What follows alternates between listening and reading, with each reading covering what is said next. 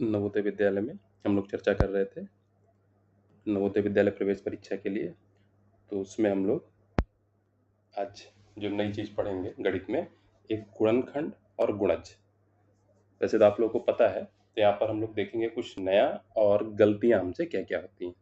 तो यहाँ पर दो चीज़ें हैं, एक है गुणनखंड और एक है गुणज। तो सबसे पहले हम आसान चीज़ को समझेंगे, गुणज को। तो अब गुणज, तो गुणज का मतलब आप लोग सीधे सीधे देख लीजिए कि पहाड़ा हो गया। यहाँ पर कोई भी गिनती है, उसके गुणज, अंग्रेजी में इसको मल्टीपल बोलते हैं। तो जब भी गुणज की बात आएगी तो आप सीधे, आपको कुछ नहीं सोचना है, सीधे पहाड़ा बना देना। जैसे दो के गुणज, तो दो के जो गुणज होंगे वो दो का पहाड़ा, दो, दो दूनी चार, दो तिया छः, 8, 10 और इस तरह से। यानी कि गुणज जो है, अब आप देख सकते हैं कि गुणज बहुत सारे होंगे। दो का पहाड़ा ऐसा नहीं है कि आकर दो दामन 20 पर खत्म हो जाए, 20 में फिर दो जोड़ दीजिए 22, 22 में फिर दो जोड़ दीजिए 24। इस तरह से कोई भी गिनती है, जैसे मान लीजिए 6। अब 6 के गुणज अगर कहने हैं तो 6 का पहाड़ा सीधे सीधे 6, 6 दूनी 12, 6 तिया 18, 6 चौक 24 और इस तरह से बनता चला जाएगा। तो एक ये बिल्कुल अपने दिमाग में आप लोग रखेंगे, जब भी गुणज की बात होगी तो गुणज का मतलब हो गया उस गिनती का पहाड़ा। और गुणज अगर पूछा जाए कि हो कितने सकते हैं, तो आपको पता है कि किसी भी गिनती का पहाड़ा बनाने की कोई सीमा नहीं है, यानी किसी भी गिनती के गुणज बहुत सारे हो सकते हैं। ठीक, तो जब गुणज आपको क्लियर हो गया, अब हम आते हैं गुणनखंड पर। गुणनखंड, फैक्टर, ये थोड़ा सा अलग है। गुणनखंड, अंग्रेजी में इसको फैक्टर कहेंगे। तो गुणनखंड का मतलब क्या हुआ कि वो गिनती जिसके भी गुणनखंड हमें निकालने हैं, वो किससे किससे कट जा रही है, किससे किससे जो है उसमें भाग हो जा रहा है। जैसे अब एक गिनती लेते हैं 9। अब 9 के अगर गुणनखंड की बात करें तो आपको देखना पड़ेगा कि किस किस गिनती से भाग हो जाएगा। तो एक सारी ही गिनतियों का गुणनखंड होगा। मतलब कि एक का अगर हम पहाड़ा पढ़ेंगे, 1 नमा 9, तो 9 बार आएगा, पूरी पूरी भाग चली गई। फिर देखेंगे और क्या गुणनखंड हो सकता है, क्या 2 से अगर 9 को भाग दें कटेगा पूरा पूरा? नहीं जाएगा। तो 2 गुणनखंड नहीं है। 3 से, 3 तिया 9, तो 3 से पूरा पूरा भाग चला जाएगा। 4 से, 4 के पहाड़े में 9 नहीं आएगा, 5 से भी नहीं कटेगा 9, 6 के पहाड़े में भी नहीं आएगा, 7 में भी नहीं, 8 में भी नहीं, और 9 के पहाड़े में 9 आएगा, यानी 9 एकम 9। इसका मतलब क्या हुआ कि गुणनखंड में, और हम लोग एक उदाहरण देख लेते हैं। जैसे लिखा हो, मान लीजिए 14, तो 1 से तो भाग चली जाएगी, 1 का पहाड़ा 14 बार पढ़ेंगे 14 आएगा। 2 से अगर देखें तो हाँ, 2 से भी भाग चली जाएगी, 2 सत्ते 14। 3 से नहीं जाएगा, 4 से भी भाग नहीं जाएगी, 5 से भी नहीं जाएगी, 6 से भी नहीं जाएगी, 7 से भाग जाएगी, 7 दूनी 14। फिर 8 से भी नहीं होगी, 9 से भी नहीं होगी, 10 से भी भाग नहीं जाएगी पूरी पूरी, 11 से भी नहीं होगी, 12 से भी नहीं, 13 से भी नहीं, और 14 से चली जाएगी। यानी 14 के गुणनखंड कौन कौन से हो गए? 1, 2, 7 और 14। तो आप इसी तरह से गुणनखंड निकाल सकते हैं। और भी तरीका है। अब यहाँ पर आप देख रहे होंगे कि 1 हमेशा गुणनखंड होगा हर संख्या का, और जो संख्या जिसका गुणनखंड निकाल रहे हैं वो संख्या भी होगी। जैसे 9 के गुणनखंड में 1 और 9 तो होगा ही, उसके अलावा भी और कुछ होगा। 14 के गुणनखंडों में 1 और 14 तो है ही, उसके अलावा भी और संख्याएं होंगी। तो गुणनखंड में ये बात ध्यान रखनी है, गुणनखंड का मतलब कि वो संख्या किससे किससे कट रही है। 1 से कटेगी वो संख्या, स्वयं से भी कटेगी यानी भाग हो जाएगी, और उसके अलावा देख लेते हैं किन किन संख्याओं से भाग होती है। अब इसको ज्ञात करने के दो मेथड हैं, यहाँ पर दो तरीके हैं। जैसे अब 14 का गुणनखंड हमें लेना है, तो इसको हम लोग ट्री मेथड बोलते हैं, वृक्ष वाला तरीका। अब 14, तो 14 को पहले हमने देखा किससे किससे कटा, 1 से, और 1 का पहाड़ा कितनी बार पढ़ेंगे? 14 बार। तो 1 इंटू 14। फिर 1 तो हमारी अभाज्य संख्या हो गई, अभाज्य संख्या पर कल के वीडियो में चर्चा हुई थी। अभाज्य नहीं है यहाँ पर। 1 के हमारे जो है और कोई गुणनखंड नहीं होंगे यहाँ पर। तो 1 हो गया। अब 14 पर आते हैं। तो 14 के फिर से हमारे दो टुकड़े हो जाएंगे, 2 सत्ते 14, 2 और 7। तो 2 भी अभाज्य, और जो 7 है वो भी हमारे अभाज्य है। इस तरह से जो है, अब सबसे लास्ट लास्ट वाले टुकड़ों को हम गिन लेते हैं, क्या क्या है, 1, 2 और 7। यानी कि 14 के जो अभाज्य गुणनखंड हमारे बन रहे हैं यहाँ पर 1 है, 2 है और 7 है और 14 है। तो ये हमारे हो गए यहाँ पर इसके गुणनखंड। बाकी हम लोग अभी प्रश्न देखते हैं, तो प्रश्न में बहुत सारे प्रश्न आएँगे, उन पर चर्चा होगी, तो वहाँ पर क्या गलती होंगी और क्या-क्या हम सुधार सकते हैं, इसको हम देखेंगे। तो प्रश्न देखते हैं हम लोग। ये सारे प्रश्न ध्यान रखेंगे नवोदय में पूछे गए हैं, तो जो नवोदय के पिछले वर्षों के पेपर हैं 2025 और उससे पहले वाले, उन्हीं के पूछे गए प्रश्नों का ये आप देख रहे हैं स्क्रीनशॉट है ये। तो पहला यहाँ पर एक दे रहा है 14 और 77 के बीच में 7 के गुणज। जैसे ही गुणज आया तो गुणज का मतलब ये हुआ कि उसका पहाड़ा। अब 7 का पहाड़ा, तो 7 का पहाड़ा सीधे-सीधे पता है 7, 7 दूनी 14, 21, 7 चौक 28, 7 दूना 35, 42, 49, 56, 63, 7 धामन 70। 70 से भी आगे बढ़ा दे तो 70 में 7 जोड़ेंगे 77, 77 में 7 जोड़ देंगे तो 84। इस तरह से बनता चला जाएगा। गुणज आपको बताया था। लेकिन यहाँ पर एक शर्त लगा दी गई है, क्या? 14 और 77 के बीच में। अब इस शर्त को जरूर पढ़ेंगे कि 14 और 77 के बीच में, यानी कि 14 भी नहीं होना चाहिए और 77 भी नहीं होना चाहिए। यानी कि 14 नहीं होगा तो ये नहीं होंगे और 77 और 77 से बड़े वाले भी नहीं होंगे, यानी 77 भी नहीं होगा, उसके आगे वाले भी नहीं होंगे। तो ये चीज स्पष्ट हो गई आपको कि 14 77 के बीच में चाहिए और 7 के गुणज चाहिए, यानी 7 का पहाड़ा चाहिए और ऐसा कि जो 14 से बड़ा हो, 14 नहीं लेना है, और 77 से छोटा हो, 77 नहीं लेना है। तो ऐसे गुणज कितने हो, इनको गिन लेंगे। 1, 2, 3, 4, 5, 6, 7, 8। तो ऐसे गुणज हमारे हुए 8। इसका विकल्प नंबर 3 सही है। ठीक है, नवोदय का प्रश्न पूछा गया है और अगर आपका कॉन्सेप्ट क्लियर है तो बहुत आसानी से हो जाएगा ये प्रश्न। तो ये हो गया। दूसरा देखेंगे यहाँ पर, कह रहा है कि 105 के अभाज्य गुणनखंडों की संख्या। अब देखिए अभाज्य गुणनखंड, तो अभाज्य गुणनखंड, गुणनखंड जो है वो अभाज्य ही होते हैं प्राइम नंबर से। एक को छोड़ दें, एक और उसके अलावा मतलब सारे जो है एक को छोड़ देंगे। जब यहाँ पर अभाज्य गुणनखंडों की बात करिएगा तो अभाज्य गुणनखंड जैसे हम लोग लासा निकालते हैं इस तरह से निकलेगा।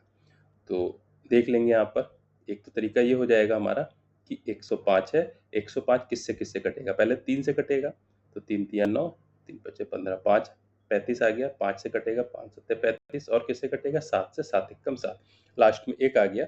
यानी कि 105 को हम इस तरह से लिख सकते हैं 3 गुणे 5 गुणे 7। तो ये हमारे हो गए 105 के अभाज्य गुणनखंड। जब भी अभाज्य गुणनखंडों की बात होगी तो इसी तरह से निकलेंगे 3, 5, 7। तो कितने हो गए ये, 3, 5 और 7, कितने हो गए ये हो गए हमारे 3। तो अभाज्य गुणनखंड ये हमारे 3 हो गए 105 के। तो जब भी अभाज्य गुणनखंड की बात आएगी तो इस मेथड से ही हम लोग निकालेंगे। फिर अगला है, निम्नलिखित में से 316 का कौन गुणनखंड नहीं है। ये बहुत आसान है। गुणनखंड आपको पता है कि गुणनखंड का मतलब क्या हुआ कि उस संख्या से भाग हो जाएगी। 316 को है, यानी कि 4 हमें विकल्प दिए हुए हैं, इन चारों विकल्पों से हम भाग करके देख लेंगे कि किसमें किसमें 316 को पूरी पूरी भाग हो जा रही। 1 से हो जाएगी, 8 से जब हम भाग करेंगे तो 316 को भाग नहीं होगी। ये करके देख भी लेंगे। सबसे आसान तरीका यही है, 8 से 316 को हमने भाग करी तो 8 तिया 24, 7 बचे 76 हो जाएंगे, 8 नम 72, 4 शेष बचेगा। यानी पूरी पूरी भाग नहीं हो रही, इसका मतलब 8 ही जो है इसका गुणनखंड नहीं है। बाकी हम देखेंगे 79, इससे भी भाग हो जाएगी, 4 बार भाग चली जाएगी, और 158 जो है इससे भी भाग हो जाएगी 2 बार, 158 दूनी 316। तो भाग किससे नहीं हो रही, 8 से, इसलिए 8 गुणनखंड नहीं है। फिर अगला देखेंगे हम लोग, 30 के गुणनखंड हैं। अब देखिए यहाँ पर 30 के गुणनखंड, यहाँ पर इससे पहले वाले प्रश्न में क्या आया था, अभाज्य। अगर हम लोग देखें अभी ये प्रश्न था हमारा। क्या कह रहा था? 105 के अभाज्य गुणनखंड। तो अभाज्य गुणनखंड में ऐसे गुणनखंड जो अभाज्य होंगे, यानी कि एक भी नहीं होगा और वो संख्या भी नहीं होगी।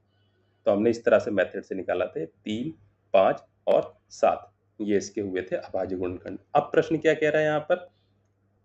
यहाँ पर कह रहा है 30 के गुणनखंड है। अब इसको हम लोग यहाँ पर समझेंगे कि 30 के गुणनखंड जो कह रहा है ये कैसे हम लोग निकाल सकते हैं। तो इसके दो तरीके हैं और बड़ा ध्यान से देखेंगे आप लोग तो समझ में आ जाएगा 30 के गुणनखंड। एक तो हम ट्री वाला मेथड है उसको यूज करते हैं।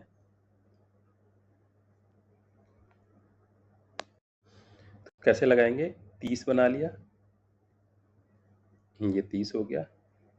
30 पहले किससे कटेगा? 1, और 1 का पहाड़ा कितनी बार पढ़ेंगे? 30 बार। तो 1 और 30 हो गए।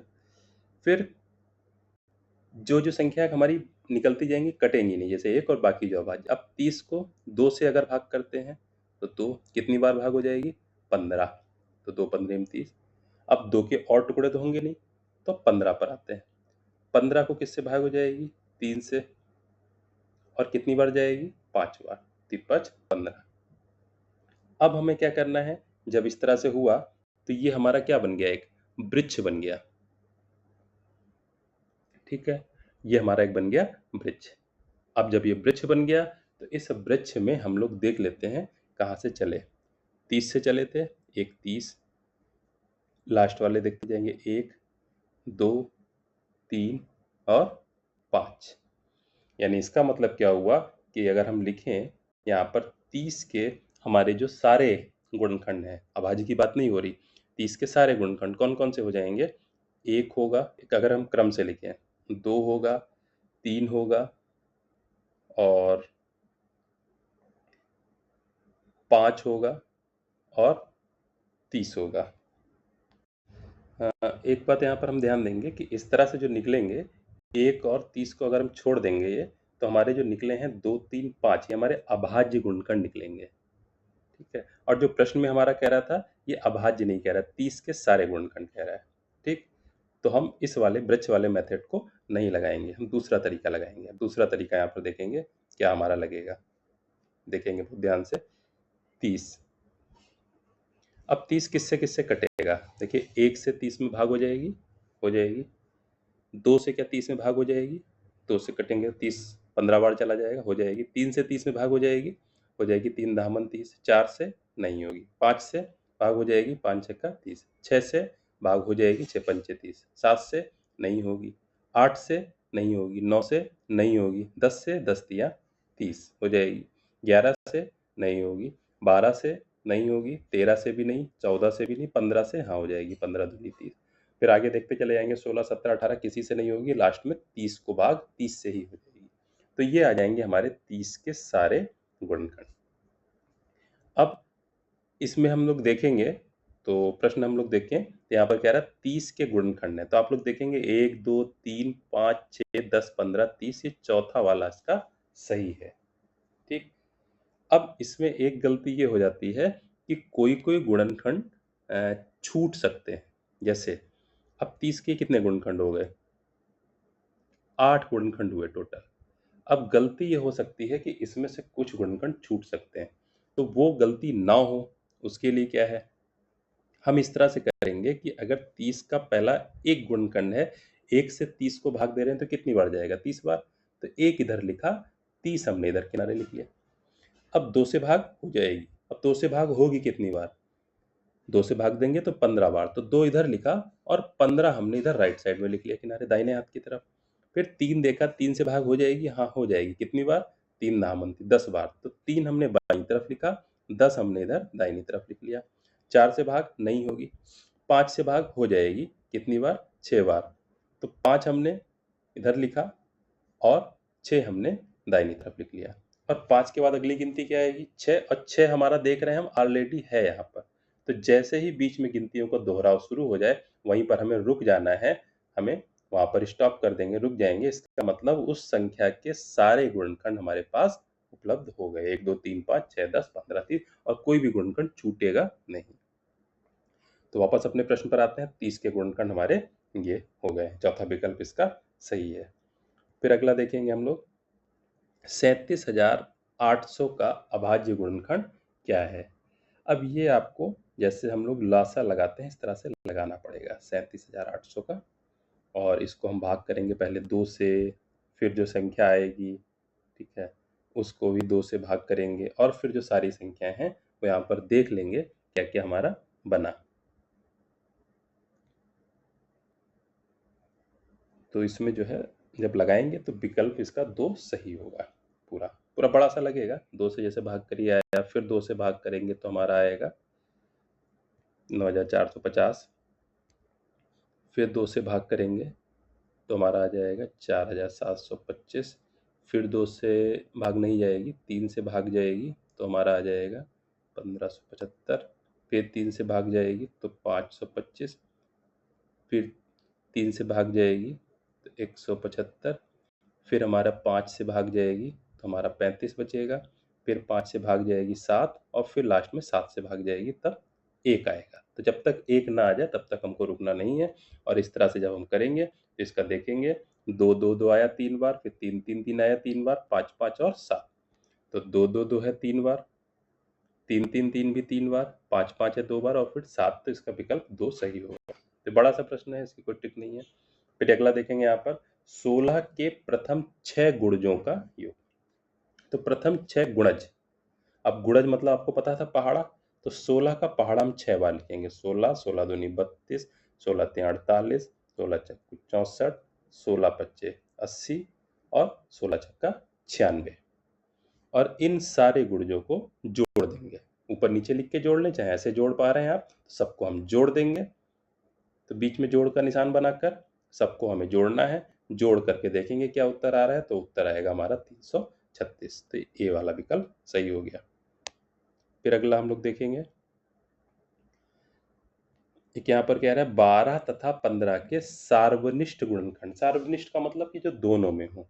तो 12 के गुणनखंड हम सारे देख जाए तो क्या क्या होगा, 1 और 12, 2 से भी भाग हो जाएगी तो क्या क्या होगा, 2 और 6, 3 से भी भाग हो जाएगी, क्या क्या होगा, 3 और 4, और 3 के बाद अगली गिनती 4 है जो ऑलरेडी लिखी हुई है। 15 देखें तो 15 के क्या क्या गुणनखंड होंगे, 1 और 15, 2 से जाएगा नहीं भाग, 3 से चली जाएगी, 3 बच्चे 15, 3 और 5, और 3 के बाद में अगली गिनती हमारी 4, 4 से भाग जाएगी नहीं, 5 से भाग जाएगी, 5 ऑलरेडी है यहाँ पर। तो 12 के गुणनखंड हो गए 1 2 3 4 6 12, 15 के गुणनखंड हो गए 1 3 5 और 15।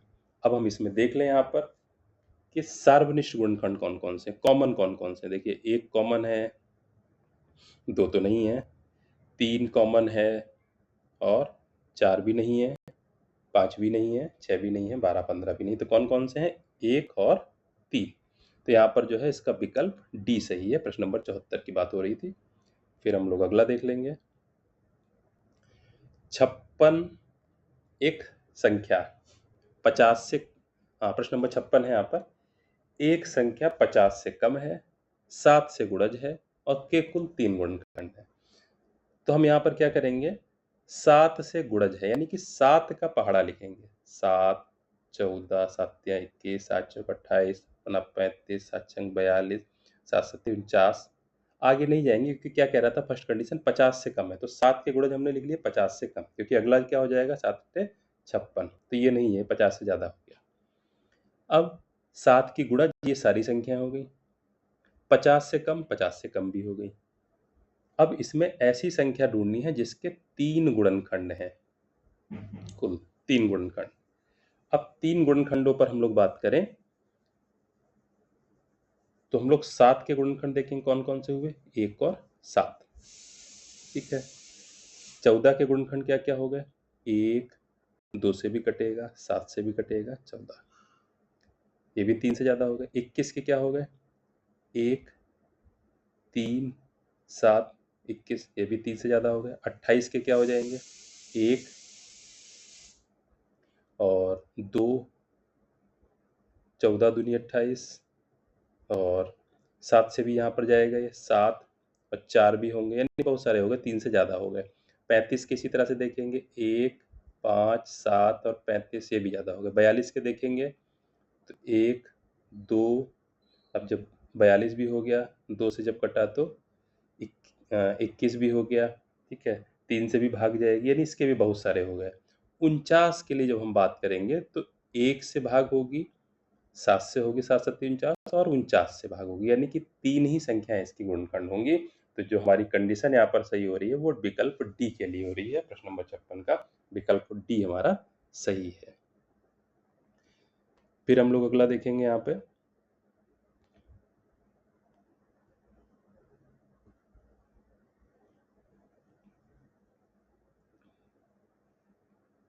वही चीज़ फिर से वही प्रश्न आ गया, ये किसी दूसरे पेपर में पूछा गया लेकिन प्रश्न वही है।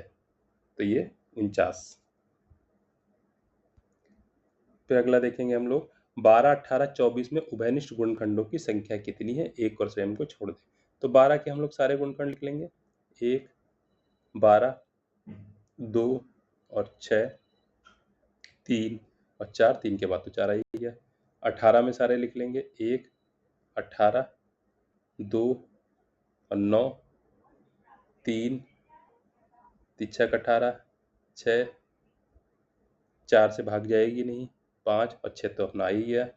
24 में देखेंगे तो 1 और 24, 2, 12, 3, 8, 4 से भाग चली जाएगी 4 और 6, 5 से जाएगी नहीं और 6 हमारा उसके बाद आ गया है। तो अब हम देखेंगे उभयनिष्ठ गुणनखंड। 1 और स्वयं को छोड़ दें, यानी 1 को हमें नहीं लेना है। क्या 2 2 है? हाँ, 2 सब में है। 3 3 है? हाँ, 3 भी है। 4 4 है? नहीं। 6 6 6? हाँ है, 6 भी है।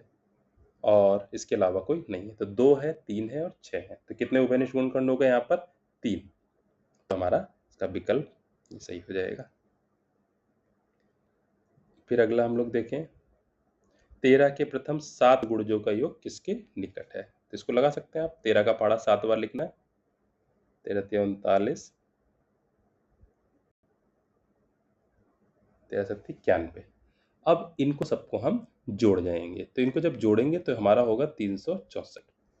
हालांकि निकटतम आपने अभी नहीं पढ़ा है। 364 जो है वो लगभग 360 के निकट होगा, क्योंकि 64 है। 64 60 के निकट होगा, न कि 70 के। अगर ये 65 या 66 होता तो वो 70 के निकट होता। तो 360 के निकट होगा। तो इसका विकल्प एक हमारा सही है। फिर अगला देखेंगे हम लोग, 6 के पहले 4 गुणजों का योग। बहुत आसान। गुणज आपको पता है, गुणज मतलब पहाड़ा। 6, 12, 18 और 24। तो 6 के पहले 4 गुणज हो गए, इनका हम लोग योग निकाल लेंगे। कितना हो जाएगा? जोड़ेंगे तो यहाँ पर 60 हो जाएगा हमारा। तो चौथा विकल्प सही है। फिर अगला देखेंगे हम लोग, 6 के प्रथम 5 गुणजों का योग। तो 6 का पहाड़ा 5 बार लिखेंगे। 6 12, 18, 24, 6 पंचे 30। इनका योग देखेंगे, टोटल हम लोग निकालेंगे तो यहाँ पर हमारा हो जाएगा, तो ये 90 हो जाएगा हमारा। तो यहाँ पर पहला वाला विकल्प सही है। फिर अगला देख लेंगे, कौन सी संख्या 14, 35 और 56 का एक सार्वनिष्ठ गुणनखंड है? तो जैसा अभी पिछले प्रश्न हमने लगाए थे, तो हम लोग यहाँ पर देख लेंगे। 14 के सारे गुणनखंड लिखेंगे, 35 के सारे लिखेंगे और 56 के सारे गुणनखंड लिखेंगे। और कौन सी संख्या एक सार्वनिष्ठ गुणनखंड है? क्या 3 से तीनों में भाग हो जाएगी, कि 6 से हो जाएगी, कि 5 से हो जाएगी, कि 7 से हो जाएगी? ये आपको देखना है। इसको आप लोग लगाएंगे, उत्तर इसका आएगा हमारा 7। फिर अगला देखेंगे हम लोग, 640 का अभाज्य गुणनखंड। तो 640 अभी चर्चा हुई थी पीछे। तो 640 के अभाज्य गुणनखंड निकालने, तो अभाज्य के लिए हम लोग इसी तरह से निकालेंगे। 2 से भाग करेंगे, फिर जो उत्तर आएगा फिर उसको 2 से भाग करेंगे, इस तरह से करके लगाएंगे। तो आप लोग इसको लगा लेंगे। तो यहाँ पर उत्तर हम बताए दे रहे हैं, ये चौथा वाला इसका सही होगा। 2 आएगा 3 बार, फिर 2 आएगा 3 बार, फिर 2 और 5। तो इसको लगाएंगे। आप लोग ना लगे तो फिर कमेंट में आप लोग पूछ सकते हैं। फिर अगला है यहाँ पर, 8 के प्रथम 4 गुणजों का योग। तो आप लोग देख रहे हैं इस तरह के प्रश्न लगातार आ रहे हैं कि गुणजों का योग। 8 के प्रथम 4 गुणज मतलब 8 का पहाड़ा 4 बार। 8 16, 8 3 24, 8 चक्कू 32। तो इनका सबका योग 8, 16, 24 और 32 का योग देखेंगे 80 आएगा, तो ये तीसरा विकल्प हमारा सही होगा। फिर अगला,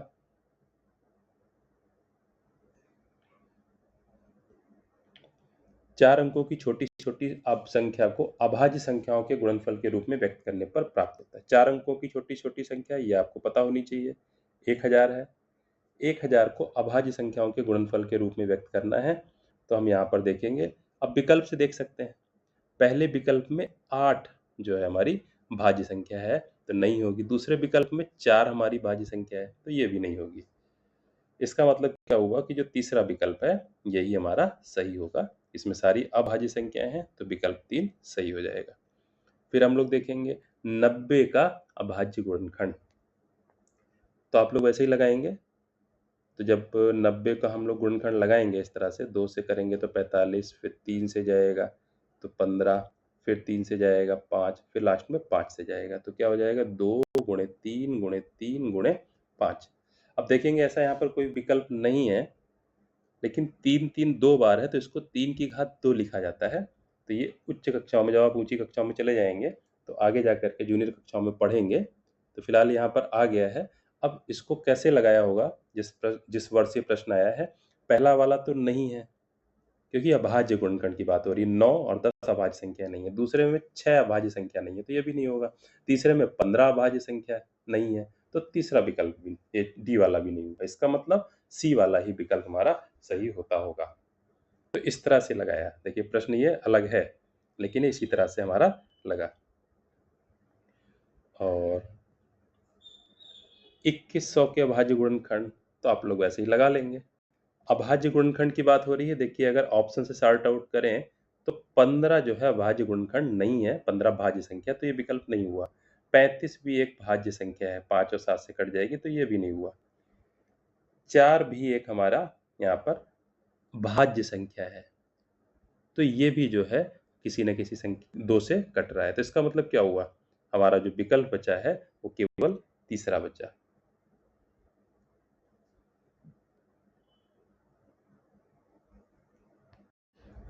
इस प्रश्न के विकल्पों में थोड़ा सा यहाँ पर गड़बड़ी है। तीसरा विकल्प तब सही होता है जब गुणे 5 होती।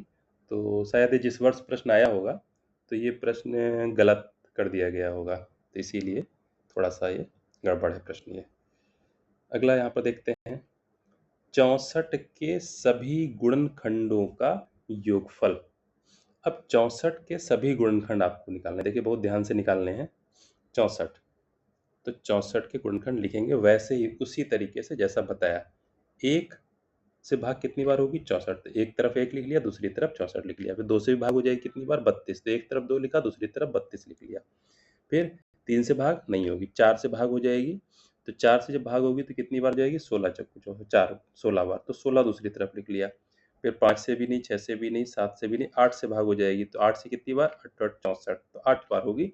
और उसके बाद में 8 हमारा फिर से रिपीट हो गया। तो इतने ही गुणनखंड हो गए, 1 2 4 8 16 32 64। अब यहाँ पर क्या पूछ रहा था कि 64 के सभी गुणनखंडों का योग, इनको हम लोग जोड़ लेंगे। 1 2 4 8 16 32 64, इनको सबको हम जोड़ेंगे तो हमारा जोड़ जो है 127 आएगा। तो जो प्रश्न हमारा कह रहा था 44, इसमें विकल्प हमारा सी सही है। 20 और 30 का सबसे बड़ा सार्वगुणनखंड, एक तो ये विकल्प से भी लग जाएगा। देखिए 25 तो होगा नहीं, क्योंकि 25 से न 20 कटेगा न 30। 8 भी नहीं होगा, 8 से भी 20 और 30 को भाग नहीं होगी। 5 हो सकता है और 10 भी हो सकता है। 5 और 10 में कौन बड़ा है, 10। तो जाहिर सी बात है जब 10 बड़ा है यहाँ पर, तो 10 ही हमारा हो जाएगा। 20 और 30 का सबसे बड़ा गुणनखंड 10 होगा। ठीक है, तो ये इस तरह के प्रश्न थे हमारे। हाँ, एक यहाँ पर और बचा हुआ है, इसको भी देख लेंगे। 36 के कुल गुणनखंडों की संख्या। तो 36 से गुणनखंड भी ऐसे निकाल लें। 1 से भाग होगी कितनी बार, 36 बार। 2 से भाग होगी कितनी बार, 18 बार, 18 उधर लिख लिया। 3 से भाग होगी कितनी बार, 12 3 36, 12 इधर लिख लिया। 4 से भाग होगी, 4 9 36, तो 4 इधर लिखा, 9 दूसरी तरफ लिख लिया। 5 से नहीं होगी, 6 से भाग होगी, 6 छंग 36, तो 6 हमारा फिर से रिपीट हो गया। इनको गिन लेंगे, 1 2 3 4 5 6, 7, 8, 9। तो कुल कितने गुणनखंड निकले? 9। तो 36 से कुल गुणनखंड कितने हो गए हमारे? 9। विकल्प बी इसका सही है। ठीक है, तो ये इस तरह से एक वीडियो हुआ आपका, जिसमें हम लोगों ने गुणनखंड और गुणज के बारे में पढ़ा, क्या गलती हो सकती है, किस मेथड से निकालना है, और आप लोगों ने प्रश्न देखे कि ज़्यादातर जो प्रश्न आ रहे हैं कि गुणज देखने हैं, कितने हैं? 5 गुणज और उनका योग, 6 गुणज उनका योग, तो इस तरह से आ रहे हैं। ठीक है, फिर हम लोग मिलते हैं अगले वीडियो में।